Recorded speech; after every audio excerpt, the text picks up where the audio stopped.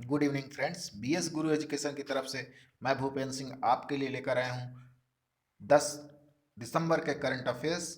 चलिए देखते हैं। पहली न्यूज़ हमारी आज बैंकिंग से सेक्टर से है फ्रेंड्स। फ्रेंड्स, ये न्यूज़ काफ़ी इंपॉर्टेंट है। इसमें काफ़ी ऐसे टर्म्स हैं जो आप पहली बार सुन रहे होंगे। यदि आप चैनल पर पहली बार आए हैं तो कृपया इसे लाइक करें और सब्सक्राइब करें। यदि आप पहले से इस पर सब्सक्राइब हैं तो अपने फ्रेंड सर्किल में इसे शेयर करें। तो फ्रेंड्स, इस न्यूज़ में पहली न्यूज़ हमारी भारतीय रिजर्व बैंक से है और ये मौद्रिक नीति यानी मॉनेटरी रिपोर्ट से है, मॉनेटरी पॉलिसी रिपोर्ट से है, एमपीआर से। और इसमें मॉनेटरी पॉलिसी के विषय में बताया गया है। तो फ्रेंड्स, जानते हैं सबसे पहली बात तो कि मॉनेट क्या है मौद्रिक नीति। तो पहली बात यहाँ पर हम लोग जो कर रहे हैं वो आरबीआई से संबंधित है। हमारा जो केंद्रीय रेगुलेटिंग बैंक है, बैंकिंग रेगुलेशन करता है, जो हमारे यहाँ बैंकों का रेगुलेशन करता है या बैंकिंग का रेगुलेशन करता है, वो है भारतीय रिजर्व बैंक ऑफ इंडिया। और यही मौद्रिक नीति रिपोर्ट को तैयार करता है। इसने लगातार 9वीं बार नीतिगत दर को अपरिवर्तित रखते हुए उदार रुख को बनाए रखा है। कुछ टर्म्स हैं यहाँ पर, देखते हैं इसमें। जैसे पहला है रेपो दर, उसने 4% रखा है। फ्रेंड्स, रेपो दर वो दर होती है जिससे कोई भी बैंक आरबीआई से ऋण प्राप्त करता है, यह रेपो दर कहलाता है। और रिवर्स रेपो दर वो दर होती है जिस जिस कभी कभी आरबीआई को बैंक से पैसा लेना पड़ता है और उस पर वो जो ब्याज देता है उसे रिवर्स रेपो दर कहते हैं। इसी तरह अगला है सीमांत स्थायी सुविधा, जो कि 4.25% रखा गया है। और बैंक दर जो यहाँ पर है वो 4.25% है। अगला वर्ड है जीडीपी का आकलन। वर्ष 2021-22 के लिए वास्तविक सकल घरेलू उत्पाद यानी जीडीपी, ग्रॉस डोमेस्टिक प्रोडक्शन की वृद्धि दर 9.5% बरकरार रखी गई है। अगला टर्म्स देखते हैं, मुद्रास्फीति से रिलेटेड है। मुद्रास्फीति को फ्रेंड्स इंग्लिश में इन्फ्लेशन कहते हैं। और मुद्रास्फीति आरबीआई ने उपभोक्ता मूल्य सूचांक यानी सीपीआई, कंज्यूमर प्राइस इंडेक्स आधारित मुद्रास्फीति के अनुमान को 5.3% पर बरकरार रखा। परिवर्तनीय दरें प्रत्यावर्ती रेपो, इसने दिसंबर 2021 के अंत तक वीआरआर के तहत अवशोषित की जाने वाली राशि को 7.5 लाख करोड़ रुपए तक बढ़ा दिया है। अगस्त 2021 में अतिरिक्त तरलता में अवशोषित करने के लिए आरबीआई ने fixed rate overnight repo reverse की तुलना में अधिक यील्ड की संभावनाओं के कारण वीआरआर कार्यक्रम आयोजित करने की घोषणा की है। कुछ अनुकूल रुख की बात करते हैं यहाँ पर।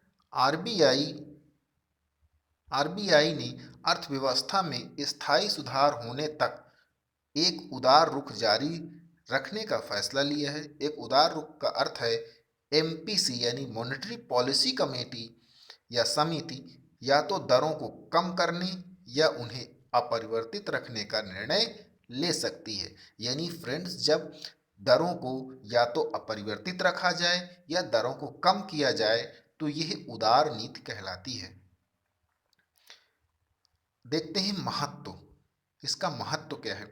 यह अल्पकालिक ब्याज दरों को कम करके उधार लेने के लिए धन को कम खर्चीला बनाकर उपभोक्ताओं व्यवसायों द्वारा अधिक धन खर्च को प्रोत्साहित करता है। जब बैंक के माध्यम से पैसा आसानी से उपलब्ध हो जाता है तो अर्थव्यवस्था में मुद्रा आपूर्ति बढ़ जाती है, परिमाण स्वरूप व्यय में वृद्धि होती है। यह राष्ट्रीय आय, धन मुद्रा की मांग को सकारात्मक कार्य संबंध को राजकोषीय भंडार को बढ़ावा देने की अनुमति देता है। यह राष्ट्रीय मुद्रा भंडार को सक्रिय करने में मदद करता है और आर्थिक मंदी से बचने के लिए कमजोर समग्र मांग को रोकता है। इसलिए यह कहा जाता है कि एक उदार दृष्टिकोण भारत के विकास के बेहतर बनने में मदद करेगा। तो इस प्रकार से ये न्यूज़ थी जो कि काफ़ी इंपॉर्टेंट थी। फ्रेंड्स, अभी हमने ऊपर देखा मॉनेटरी पॉलिसी कमेटी, तो उसके विषय में जानते हैं।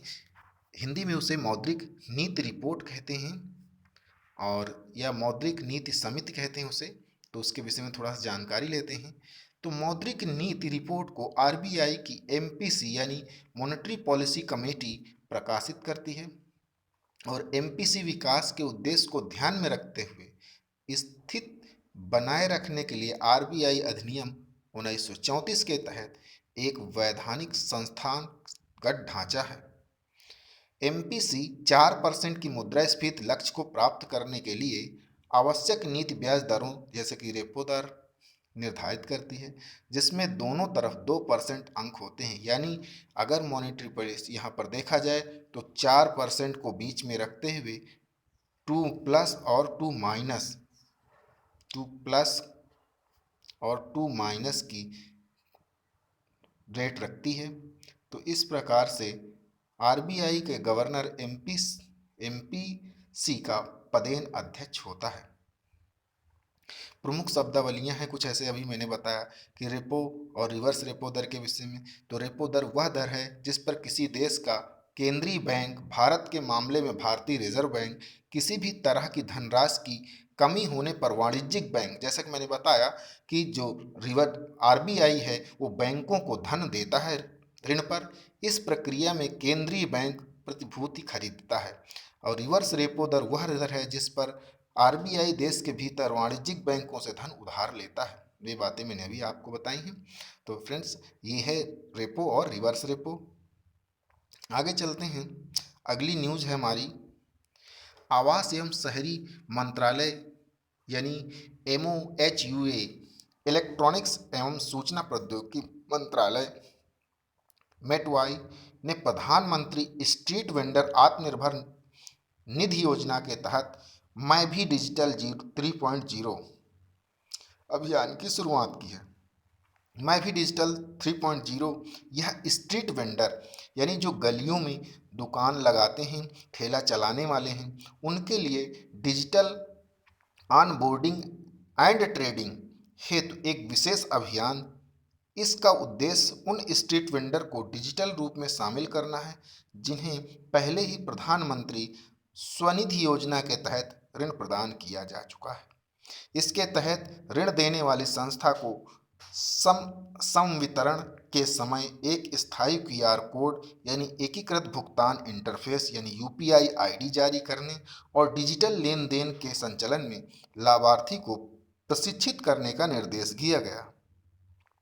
इस योजना के कार्यान्वयन के लिए एक एकीकृत IT प्लेटफॉर्म विकसित किया गया। स्ट्रीट वेंडर सीधे प्रधानमंत्री स्वनिधि पोर्टल के माध्यम से ऋण के लिए आवेदन कर सकते हैं। अगली न्यूज़ है फ्रेंड्स हमारी कोयले से संबंधित। हमारे यहाँ पिछले महीनों में काफ़ी मात्रा में कोयले की कमी हो गई थी। तो देखते हैं, कोयले की जानकारी लेते हैं। कोयला क्या है, किसका उपयोग क्या है और कितने प्रकार का कोयला होता है। तो पहली न्यूज़ हमारी इसमें कोयले से संबंधित ये है कि यह सबसे अधिक मात्रा में पाया जाने वाला जीवाश्म ईंधन है। फ्रेंड्स, पेट्रोलियम, डीजल वगैरह सबसे ज़्यादा हमारे यहाँ कोयला पाया जाता है। इसका उपयोग घरेलू ईंधन के रूप में लोहा, इस्पात, भाप का इंजन जैसे उद्योगों में और बिजली पैदा करने में किया जाता है। कोयले से उत्पन्न बिजली का थर्मल पावर कहते हैं। जो बिजली कोयले से उत्पन्न होती है उसे थर्मल पावर कहा जाता है। आज हम जिस कोयले का उपयोग कर रहे हैं वह लाखों साल पहले बना था, जब विशाल फर्न और दलदल पृथ्वी की परतों के नीचे दब गए थे। इसीलिए कोयले को बरीड सनशाइन की भी कहा जाता है। फ्रेंड्स, काफ़ी इम्पोर्टेंट नाम है। बरीड सनशाइन के नाम से भी जाना जाता है। चीन, अमेरिका, ऑस्ट्रेलिया, इंडोनेशिया, भारत दुनिया के प्रमुख कोयला उत्पादकों में शामिल है। भारत के प्रमुख कोयला उत्पादक क्षेत्रों में झारखंड का रानीगंज और झरिया, धनबाद और बोकारो शामिल है। यानी झारखंड का काफ़ी महत्वपूर्ण स्थान है और अधिकतर मात्रा में रानीगंज, झरिया और धनबाद, बोकारो में कोयला प्राप्त होता है। कोयलों को 4 रैंकों में वर्गीकृत किया जाता है। कोयले को 4 भागों में बांटा जाता है, यानी 4 प्रकार का कोयला होता है। सबसे अच्छी क्वालिटी एंथ्रेसाइट, बिटुमिनस, सब बिटुमिनस और लिग्नाइट। यह रैंकिंग कोयले में मौजूद कार्बन के प्रकार व मात्रा और कोयले की ऊष्मा ऊर्जा की मात्रा पर निर्भर करती है। तो इस प्रकार से जैसा कि मैंने बताया कि कोयले के 4 प्रकार होते हैं, एक एंथ्रेसाइट, एक बिटुमिनस और एक बिटुमिनस, सब बिटुमिनस और लिग्नाइट। ये 4 प्रकार का कोयला पाया जाता है और यह जो रैंक है उनकी ऊर्जा उत्पादन क्षमता, कोयले में उत्पादन कार्बन को देखकर दी जाती है। तो इसके साथ ही बढ़ते हैं अगली न्यूज की तरफ। अगली न्यूज, विश्व स्वास्थ्य सूचांक यानी स्वास्थ्य सुरक्षा सूचकांक, ग्लोबल हेल्थ सिक्योरिटी इंडेक्स, यानी बात करते हैं ग्लोबल हेल्थ सिक्योरिटी इंडेक्स जारी किया गया। भारत में नीति आयोग स्वयं का स्वास्थ्य सूचांक जारी करता है। वैश्विक स्वास्थ्य सूचांक, स्वास्थ्य सुरक्षा सूचांक 2021 में देखते हैं, इसमें 195 देशों में स्वास्थ्य सुरक्षा और संबंधित क्षमताओं का आकलन और बेंचमार्किंग की गई। इसे न्यूक्लियर थ्रेट इनिशिएटिव यानी एनटीआई न्यूक्लियर थ्रेट इनिशिएटिव और जॉन्स हॉकिंस सेंटर की साझेदारी से विकसित किया जाता है। एनटीआई एक गैर लाभकारी वैश्विक सुरक्षा संगठन है जो मानवता को खतरे में डालने वाले परमाणु जैविक खतरों को कम करने पर केंद्रित है। जॉन हॉपकिंस सेंटर सार्वजनिक स्वास्थ्य में संरचना की महत्वपूर्ण भूमिका को पहचानने के लिए बनाया गया था। तो ये न्यूज़ काफ़ी आपके लिए एग्ज़ाम के इम्पोर्टेंट है फ्रेंड्स, क्योंकि ये ग्लोबल हेल्थ सिक्योरिटी इंडेक्स है और इस समय कोविड चल रहा है जिसकी वजह से इम्पोर्टेंस रोल रखती है।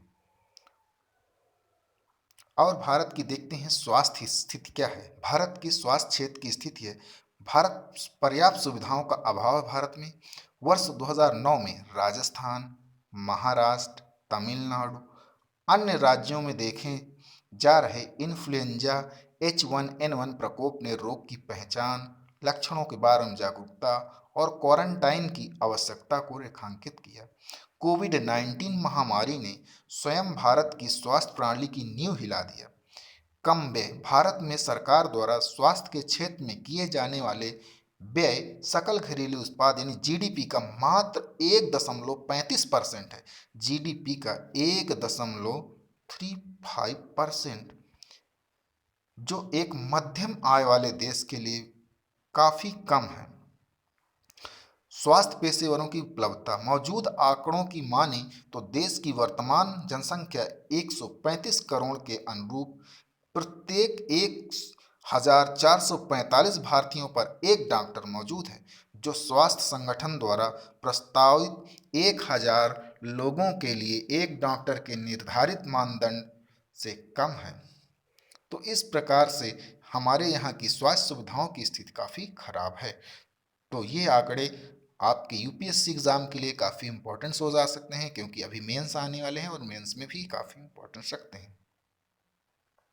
अगली न्यूज़, सी राजगोपालाचारी की 143वीं जयंती मनाई गई, उनके विषय में जानते हैं। उन्होंने स्वतंत्रता संग्राम में योगदान तथा प्रशासनिक तथा बौद्धिक कौशल के लिए याद किया जाता है।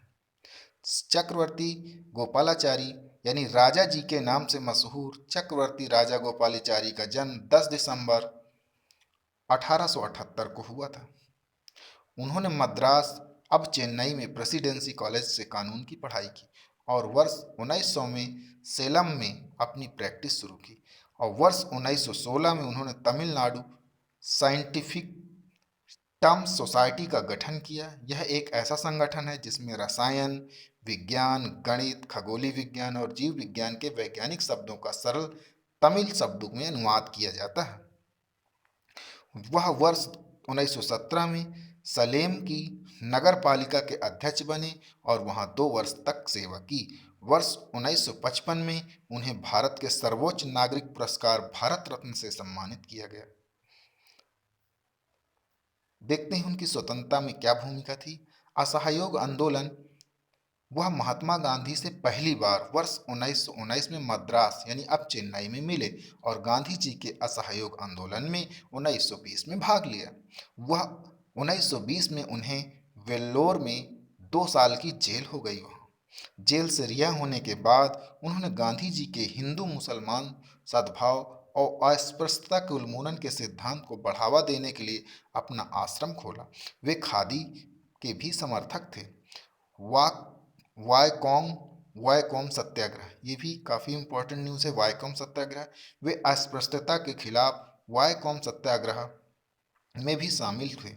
दांडी मार्च 1930 में जब गांधी जी ने नमक कानून तोड़ने के लिए दांडी मार्च का नेतृत्व किया तो राजगोपालाचारी ने मद्रास प्रेसिडेंसी दांडी मार्च के समर्थन में वेदरमय में एक मार्च निकाला। वह गांधी जी के अखबार यंग इंडिया के संपादक भी रहे बने। भारत छोड़ो आंदोलन के दौरान राजगोपालाचारी ने गांधी का विरोध किया। भारत छोड़ो आंदोलन के दौरान राजगोपालाचारी ने गांधी का विरोध किया। उनका विचार था कि अंग्रेज अंततः देश छोड़ने ही वाले थे, तो एक और सत्याग्रह शुरू करना एक अच्छा निर्णय नहीं था। तो फ्रेंड्स, इस तरह से राजगोपालाचारी और गांधी में मतभेद भी हुए। तो इस प्रकार ये न्यूज़ काफ़ी इम्पोर्टेंट हो जाती है हमारे हिस्ट्री के पॉइंट ऑफ व्यू से। क्योंकि ये न्यूज़ में है तो हमारे लिए काफ़ी इम्पोर्टेंस रखती है। अगली न्यूज़ है केन बेतवा नदियों को जोड़ना यानी इंटरलिंकिंग से है। यह नदियों को आपस में जोड़ने के लिए राष्ट्रीय परिक्षेप योजना के तहत पहली परियोजना है। केन बेतवा लिंक नहर 221 किलोमीटर लंबी होगी, जिसमें 2 किलोमीटर लंबी सुरंग भी शामिल है। केन और बेतवा नदी के विषय में जानते हैं। केन और बेतवा नदियों का उद्गम स्थल मध्य प्रदेश में है। ये यमुना की सहायक नदियां हैं और केन नदी उत्तर प्रदेश के बांदा जिले में यमुना नदी से मिलती है। बेतवा नदी से यह उत्तर प्रदेश के हमीरपुर जिले में मिलती है। राजघाट परीछा और माता टीला बांध बेतवा नदी पर निर्मित है। केन नदी पन्ना बाघ अभ्यारण्य से होकर गुजरती है। ये काफ़ी इंपॉर्टेंट तथ्य है। पन्ना बाघ अभ्यारण्य, केन नदी यहाँ से गुजरती है। अगली न्यूज़ की तरफ बढ़ते हैं। अगली न्यूज़ है लेज़र कम्युनिकेशन रिले डिमॉन्स्ट्रेशन से। हाल ही में नासा ने फ्लोरिडा में केप कैनेवेरल स्पेस फोर्स स्टेशन से अपना नया laser communications relay demonstration NASA की पहली लेज़र संचार प्रणाली लॉन्च किया। Laser communications relay demonstration agency को अंतरिक्ष में ऑप्टिकल संचार का परीक्षण करने में मदद करेगा। वर्तमान में नासा के अधिकांश अंतरिक्ष यान डेटा भेजने के लिए रेडियो फ्रिक्वेंसी संचार का उपयोग करते हैं। यह प्रणाली ऑप्टिकल संचार रेडियो फ्रिक्वेंसी सिस्टम की तुलना में बैंडविड्थ को 10 से 100 गुना अधिक बढ़ाने में मदद करेगी। Laser communication relay demonstration 2 optical terminal शामिल हैं। एक उपयोगकर्ता अंतरिक्ष यान से डेटा प्राप्त करने के लिए और दूसरा ग्राउंड स्टेशन पर डेटा संचारित करने के लिए मॉडेम डिजिटल डेटा को लेज़र सिग्नल में ट्रांसलेट करेगा। इसके बाद इसे प्रकाश के एन्कोडेड बीम के माध्यम से प्रेषित किया जाएगा। ज्ञात हो कि लेज़र कम्युनिकेशन और रेडियो तरंगें प्रकाश की विभिन्न तरंग दैर्ध्य का उपयोग करती हैं।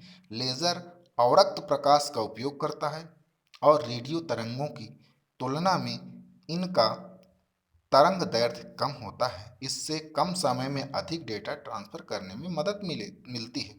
तो इस प्रकार से ये न्यूज़ नासा से संबंधित है और अभी तक जो प्रणाली नासा यूज करता था डेटा संचार के लिए, अब उसे लेज़र कम्युनिकेशंस रिले डिमॉन्स्ट्रेशन से बदल दिया जाएगा। अगली न्यूज है she is a change maker कार्यक्रम। हाल ही में राष्ट्रीय महिला आयोग ने महिला राजनेताओं के लिए सी इज अ चेंज मेकर कार्यक्रम शुरू किया। शुरुआत की है। यह ग्राम पंचायत से लेकर संसद तक सभी स्तरों पर महिला प्रतिनिधियों के लिए अखिल भारतीय क्षमता निर्माण कार्यक्रम, जिसमें राजनीतिक कार्यकर्ता और राष्ट्रीय एवं राज्य स्तर के राजनीतिक दलों पदाधिकारी शामिल हैं। सी इज अ चेंज मेकर कार्यक्रम का उद्देश्य जमीनी स्तर की महिला राजनीतिक नेताओं के नेतृत्व और निर्णय लेने के कौशल और भाषण तथा लेखन कौशल सहित उनके संचार कौशल में सुधार करना। और सी इज अ चेंज मेकर कार्यक्रम का उद्देश्य भारतीय राजनीति में महिलाओं को बराबरी का स्थान प्रदान करना है और ऐसी महिलाओं की मदद करना है जो राजनीति में अपनी पहचान बनाना चाहती हैं। तो इस प्रकार से यह एक इनिशिएटिव है she is a change maker NCW की। तो इस प्रकार ये न्यूज़ के साथ ही आज के हमारे सारे न्यूज़ खत्म होती हैं। Thanks for watching this video friends. यदि ये वीडियो आपको अच्छा लगता है तो अपने फ्रेंड सर्किल में इससे ज़्यादा से ज़्यादा लाइक और सब्सक्राइब करें और शेयर करें। Thanks for